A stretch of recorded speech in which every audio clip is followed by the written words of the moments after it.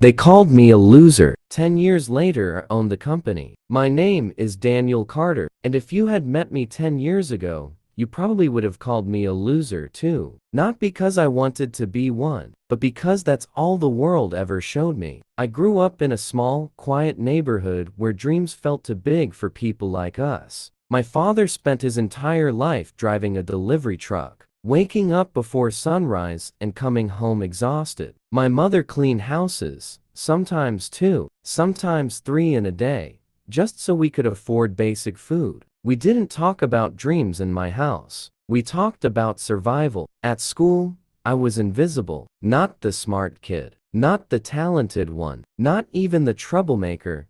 People remembered. I was just there. Teachers would look at my grades and shake their heads. Daniel, you need to be realistic. People like you should aim lower. I never argued. I never complained. But inside, I refused to believe them. When I finished school, reality hit me hard. I went from one interview to another. Every single time, I walked in with hope and walked out with rejection. You don't have experience. You're not confident enough. We'll call you back.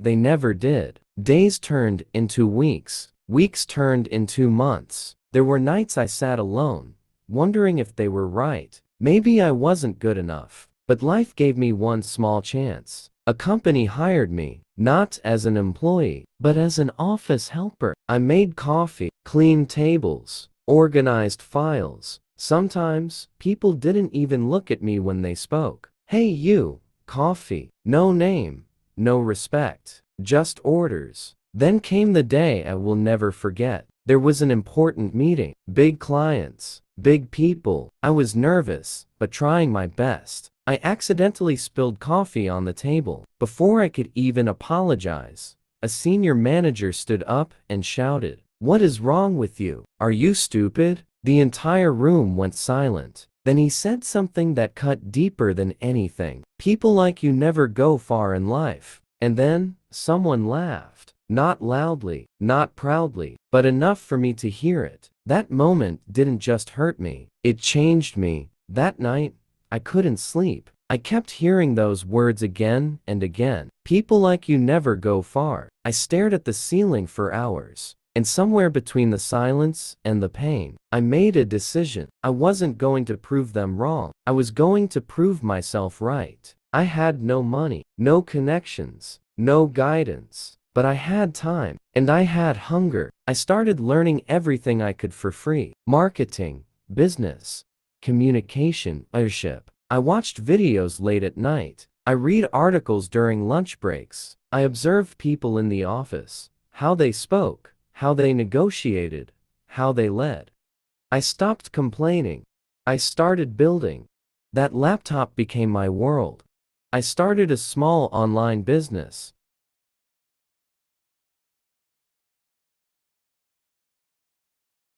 That laptop became my world. I started a small online business. No office, no team, just me. The first few months were brutal. No clients, no income, only doubt. There were days I wanted to quit. Days I felt stupid for even trying. People around me didn't help either. Daniel, this isn't for you. Get a stable job. Stop dreaming. Even some family members said it. But I had already made my choice. I kept going. Slowly, something started to change. One client trusted me, then another. I made mistakes, big ones. Lost money, lost opportunities. But I didn't stop. I learned. I improved. I adapted. Months turned into years. I built a small team, then a bigger one, then an office. My small idea became a real company. And then, 10 years later, life came full circle. I walked into a building for a business meeting. The moment I stepped inside,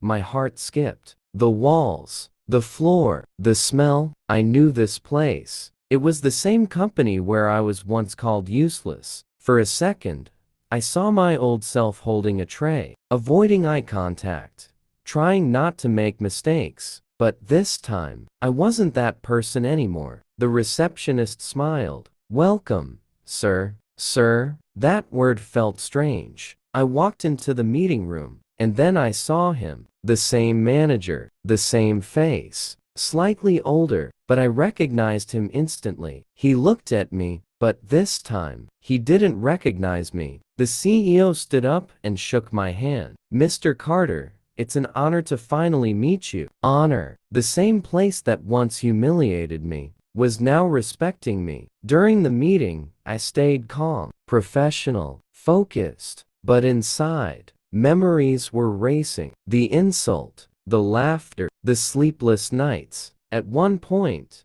the manager finally realized who I was. Our eyes met. He looked shocked, then uncomfortable. He looked down, and in that moment, I realized something. I didn't feel anger. I didn't feel revenge. I felt peace. Because I didn't need to say anything. Life had already said it for me. So if you're watching this, and you feel like nothing is working, if people laugh at you, if they doubt you, if they make you feel small, listen carefully. You don't need to prove anything to them. Work in silence. Grow in silence. Win in silence. And one day, your life will speak so loudly that they won't be able to ignore it. They called me a loser, but they were wrong. I was just getting started. Thank you.